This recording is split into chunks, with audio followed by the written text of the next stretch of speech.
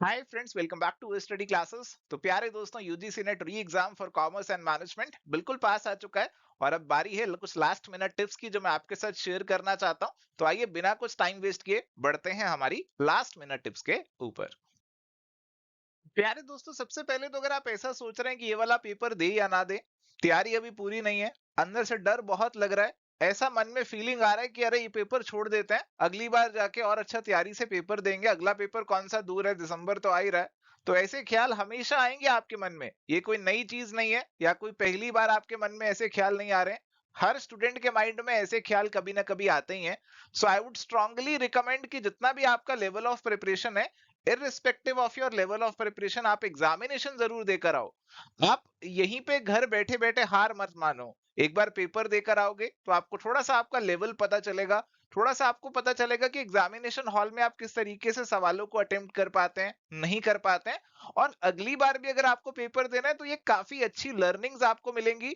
और इस बार नहीं हुआ तो कोई बात नहीं, अगली बार आपका ये सारी लर्निंग्स का इस्तेमाल करके आपका सिलेक्शन जो है वो डेफिनेटली हो जाएगा। तो definitely appear for the examination, क्योंकि जो एग्जामिनेशन का अपीयर, जो आपका एक्सपीरियंस है, जो इंटरफेस है, वो सब आपको एक्सपीरियंस करने को मिलेगा। और इससे आपको अगले एग्जाम में, इस बार नहीं होता तो अगले एग्जाम में भी काफी मदद हो जाएगी। और अगर इस बार हो गया, लेट सपोज तुक्का चल गया, गेस वर्क चल गया, जो भी आपने तुक्के लगाए सब सही हो गए, इस बार पेपर ही क्लियर हो गया, तो फिर तो क्या ही बात है। तो इसीलिए पेपर आपको जरूर देकर आना चाहिए। अनलेस एंड अनटिल आपकी कोई और पर्सनल मजबूरी है तो आप छोड़ सकते हैं, but I would strongly recommend कि पेपर तो जरूर देकर आओ। चलिए, तो अभी बात करते हैं कि लास्ट मिनट में क्या करें। अभी जो हमारा पेपर है, मैनेजमेंट का पेपर है, कॉमर्स का पेपर है, बिल्कुल लास्ट मिनट पे हम आ चुके हैं। तो अभी आपको कुछ नया नहीं पढ़ना है। आपको करना चाहते हैं तो रिवीजन कीजिए अपने नोट से, वीडियो से। माइंड मैप्स आपके कोर्स में डले हुए हैं तो आप उनसे अपना रिवीजन कीजिए। एंड इसके साथ साथ आपको प्रीवियस ईयर क्वेश्चंस करना है तो उसको भी रिवीजन की फॉर्म में देख सकते हैं, गो थ्रू कर सकते हैं। अभी ज्यादा दिमाग लगाने वाला काम मत कीजिए। आप जो फैक्ट्स वगैरह हैं, अगर आपने नोट डाउन किए हुए हैं कहीं, तो आप उनको एक बार देख लीजिए। जैसे कौन सा अकाउंटिंग स्टैंडर्ड किससे जुड़ा हुआ है, कौन सा सेक्शन वगैरह किससे जुड़ा हुआ है, ताकि एक बार आपके माइंड में ये सारे फैक्ट्स दोबारा से आ जाएंगे तो एग्जामिनेशन हॉल में इनको रिकलेक्ट करने में आपको टाइम ज्यादा नहीं लगेगा। तो ये सारे फैक्ट्स ऐसे ही होते हैं जो एग्जाम से एक दो दिन पहले देखकर जाने होते हैं, ताकि एग्जाम वाले टाइम हमें ये चीजें याद रहें। और देखो जी, आपके एडमिट कार्ड आपने डाउनलोड कर लिए होंगे, तो उनके जो भी इंस्ट्रक्शंस है उनको क्लियरली रीड कर लेना। आपको ऐसा ना हो कि कुछ ऐसी इंस्ट्रक्शन लिखी हो जिसको आप कंप्लाई ना कर पाओ। अगर आप पहली बार एग्जामिनेशन हॉल में जा रहे हो तो ये इंस्ट्रक्शंस को रीड करना बहुत जरूरी है। जैसे उसमें कुछ ऐसा भी लिखा रहता है कि आपको अपनी फोटो लेके जानी है, वैलिड आईडी प्रूफ भी लेकर जाना है, ओरिजिनल भी लेकर जाना है। तो ये सारी चीजें आपको पता होना चाहिए। इंस्ट्रक्शंस वगैरह की जानकारी आपको होनी चाहिए। बाकी देखो, आपका जो एडमिट कार्ड होता है उसमें 3-4 पेजेस होते हैं, कई लोग कंफ्यूज रहते हैं सारे लेकर जाएं कि पहला लेकर जाएं।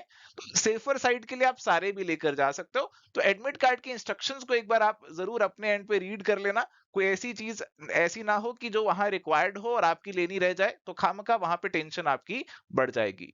एंड सबसे जरूरी बात, पैनिक बिल्कुल नहीं करना है। अपने आप को काम रखिए। आपने मेहनत करी है, इतना टाइम लगाया है इस एग्जामिनेशन के लिए, थोड़ा सा पॉजिटिव रहिए। बाकी जो कल होगा वो सबके साथ एक जैसा ही होगा। कई लोग डरते रहते हैं कि सर पेपर मुश्किल आ गया तो। देखो जी, अगर पेपर मुश्किल आया तो सबके लिए मुश्किल आएगा, इजी आया तो सबके लिए इजी आएगा। अकेले आपके लिए मुश्किल तो नहीं आएगा। ऐसा तो नहीं होगा केवल आपके कंप्यूटर पे पेपर मुश्किल आया, बाकियों का इजी आया। मुश्किल होगा तो सबके लिए मुश्किल होगा, इजी होगा तो सबके लिए इजी होगा। तो खामखा फजूल की चीजों को लेकर अब घबराना आप छोड़ दीजिए। चलिए, तो प्यारे दोस्तों, ले चलते हैं आपको एग्जामिनेशन हॉल में। तो आप एग्जामिनेशन हॉल में चले जाएंगे। तो वहां पे प्यारे दोस्तों, सबसे पहले तो अपना जो चेयर है वो ले लेना, चेक कर लेना चेयर वेयर सब ठीक है, टूटा हुआ तो नहीं है, कंप्यूटर आपका सही है, माउस वगैरह आपका चल रहा है। तो एक बार ये चीजें सही से चेक कर लेना एग्जाम शुरू होने से पहले ही, ताकि बाद में कोई हेसल आपको ना हो। उसके बाद जब आप पेपर शुरू करेंगे तो सबसे जरूरी चीज है टाइम मैनेजमेंट। अगर आप टाइम को मैनेज नहीं कर पाते हैं तो कुछ क्वेश्चन छूट जाएंगे और फिर सिलेक्शन जो है रुक जाएगा। तो टाइम मैनेजमेंट करना बहुत जरूरी है। अब काफी सारे सवाल होते हैं लोगों के मन में कि सर पहले पेपर 1 कर लें या पहले पेपर 2 करना चाहिए। तो it's totally up to you. बस इतना ख्याल रखिए कि किसी भी चीज पे बहुत ज्यादा टाइम आपको स्पेंड नहीं करना है। अगर कहीं पे भी आपने जरूरत से ज्यादा, हद से ज्यादा टाइम लगा दिया, लेट सपोज आप डीआई के सवालों को सॉल्व करने लग गए और डीआई के 5 सवाल को सॉल्व करने में आपने आधा घंटा 40 मिनट लगा दिए, तो बहुत सारा टाइम वेस्ट हो गया और पैनिक क्रिएट हो जाएगा। और इस पैनिक में क्या होगा कि हो सकता है डीआई के आपके 4-5 सवाल ठीक हो जाएं, बट बाकी के जो 145 सवाल हैं वो हड़बड़ी में होंगे और उसमें गड़बड़ हो जाएगी। तो कहीं पे भी जहां आपको लग रहा है अरे बहुत ज्यादा टाइम लग रहा है, छोड़ दीजिए, आगे बढ़ जाइए और बाकी सवालों को चेकआउट कीजिए। तो टाइम को मैनेज करना बहुत जरूरी है, सवालों को सही से रीड करना है, क्वेश्चंस को केयरफुली रीड करना है। कई बार हम सवालों को सही से रीड नहीं करते हैं, नॉट वर्ड वगैरह लिखा होता है, तो फिर आपको अगर नहीं रीड किया तो आंसर पूरा का पूरा गलत मार्क हो जाता है। तो सवालों को सही से रीड कीजिए। देखो कुछ सवाल पेपर में पक्का ऐसे होंगे ही होंगे जो आपको नहीं आते होंगे, मेरे को भी नहीं आते होंगे।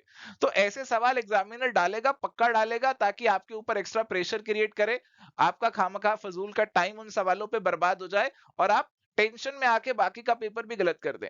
तो ऐसे सवालों से घबराना नहीं है, कोई नेगेटिव मार्किंग तो है नहीं, उन पे आप जो आपका मन कर रहा है वो आप तुक्का लगा सकते हैं।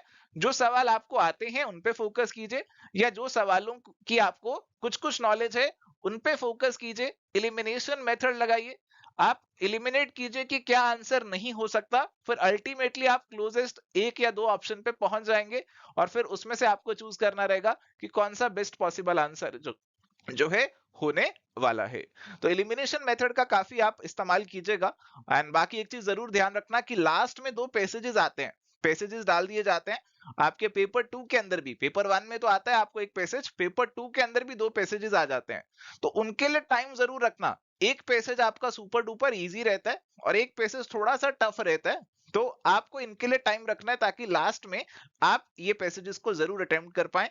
एक पैसेज तो ऐसा रहता है जिसमें डायरेक्टली पैसेज से ही आंसर निकल आते हैं, और एक पैसेज ऐसा रहता है जिसमें पैसेज और आंसर्स का डायरेक्ट रिलेशन नहीं होता, कुछ इनडायरेक्ट रिलेशन ही होता है।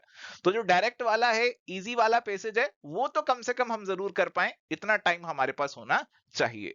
तो प्यारे दोस्तों, एग्जामिनेशन हॉल में ये कुछ चीजें हैं जो आपको ध्यान में रखनी है। वहां पे भी कोशिश कीजिए कि अपने आप को काम रखिए, पैनिक बिल्कुल भी मत क्रिएट कीजिए, कूल माइंड से आपको कोशिश करनी है कि आप पेपर को अटेम्प्ट करें।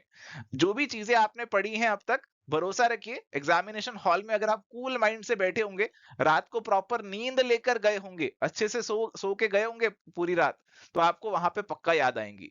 अगर आप रात भर पढ़ाई करते होंगे, रट्टे लगाते रहेंगे, तो फिर एग्जामिनेशन हॉल में सोए सोए रहेंगे, आपकी आंखें भी पूरी नहीं खुलेंगी, दिमाग पूरा नहीं चलेगा, और फिर उस केस में प्यारे दोस्तों हो सकता है कि आप वहां पे अपना बेस्ट शॉट ना दे पाए।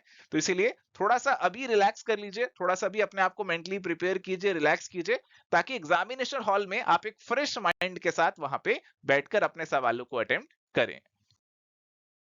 प्यारे दोस्तों, अगर आप इस एग्जामिनेशन में अपना पहला अटेम्प्ट देने वाले हो, specially computer based testing mode में आपका पहला अटेम्प्ट होगा, तो थोड़ा सा इंटरफेस की जानकारी भी आपको होनी चाहिए। अगर आपने कोई मॉक टेस्ट अभी तक नहीं लगाया, तो आप एग्जामिनेशन हॉल में जाएंगे तो आपको ऐसा कुछ इंटरफेस देखने को मिलेगा, इसमें 19-20 का फर्क हो सकता है।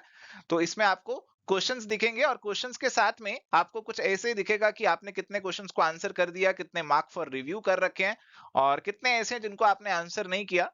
तो देखो जी, यहाँ पे आपके पूरा एक टेबल बना होगा जिससे आप क्वेश्चन पे जा सकते हैं, जिस भी क्वेश्चन पे आप जाना चाहते हैं टिक लगा के जा सकते हैं। आप पेपर 2 पर डायरेक्टली जाना चाहते हैं, वो भी आप डायरेक्टली जा सकते हैं।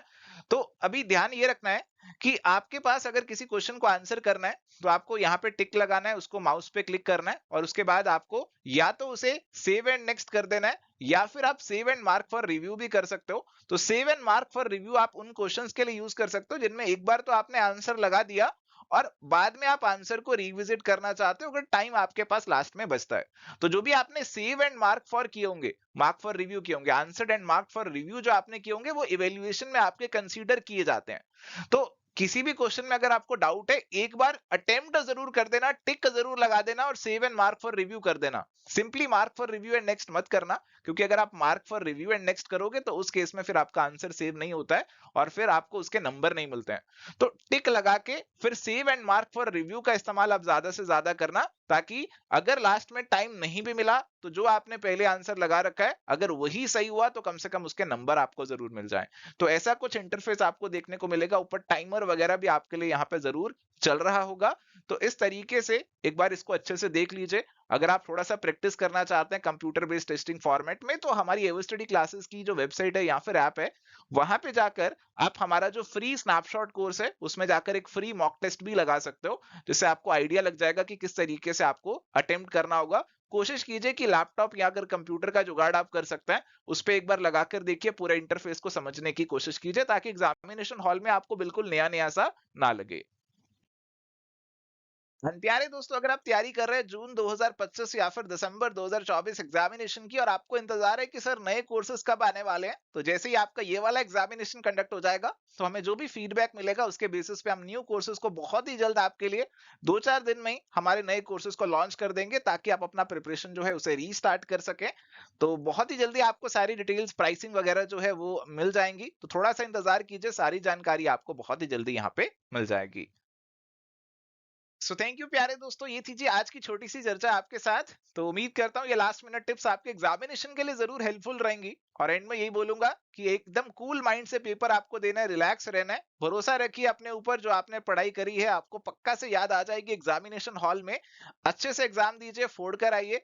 बात करते हैं एग्जामिनेशन के बाद, अपना एक्सपीरियंसेस वगैरह जो भी होगा हमारे साथ शेयर कीजिएगा। मैं पूरा दिन कॉल पे अवेलेबल रहूंगा आपके लिए, आप मेरे से डायरेक्टली बातचीत कर सकते हैं, या फिर व्हाट्सएप पे भी मैसेज करके अपना एक्सपीरियंस जो है वो शेयर कर सकते हैं। तो चलिए मिलते हैं एग्जामिनेशन के बाद। All the very best.